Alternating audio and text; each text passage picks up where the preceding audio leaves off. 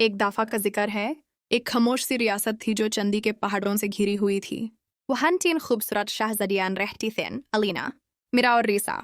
वो तीनों बहुत मेहरबान, हंसमुख और सबकी पसंदीदा थीं। सुबह वो परिंदों के साथ गाती थीं और रात को सितारों को देखती थीं। लेकिन एक रात अजीब सी चीज़ हुई। ठंडी हवा महल से गुजरी और चंदी ने नीला रंग ले लिया। तीनों शाहज़दियान खिड़की से बाहर देखती हैं तो उन्हें आसमान से 3 रोशन सितारे नीचे गिरते हुए नजर आते हैं। वो सितारे उनके हाथों पर आकर रुक जाते हैं और छोटी सी चमकदार क्रिस्टल्स बन जाते हैं। उन क्रिस्टल्स ने हल्की सी आवाज में कहा, जब सुबह होगी तुम्हारे सपने कभी खत्म नहीं होंगे।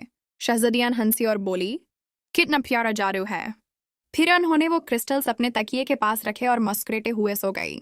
सुबह जब रानी उनके कमरे में गई तो सब कुछ खामोश था। न कोई आवाज, न कोई हरकत। तीनों शहज़दियान शांति से सो रही थीं। चेहरे पर मुस्कुराहट थी, लेकिन वो जाग नहीं रही थीं। बहुत हकीम आए, जादूगर आए और बुजुर्ग अक्लमंद भी, मगर कोई उन्हें जगा नहीं सका।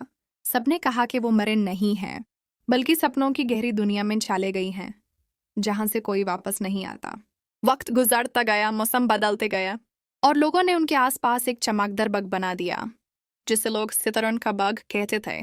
रात के वक्त आसमान में हमेशा 3 सितारे एक साथ चमकते और लोग कहते, ये वही 3 शहज़दियान हैं जो अब भी अपनी आखिरी नींद सो रही हैं। कभी कभी हवा में हल्की सी हंसी और गाने की आवाज़ सुनाई देती है।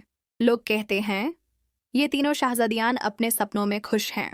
और जब भी तुम आसमान में 3 सितारे एक साथ देखो तो याद रखना, वो 3 शहज़दियान अब भी मुस्कुराती हुई सो रही हैं, अपनी आखिरी नींद में, हमेशा के लिए।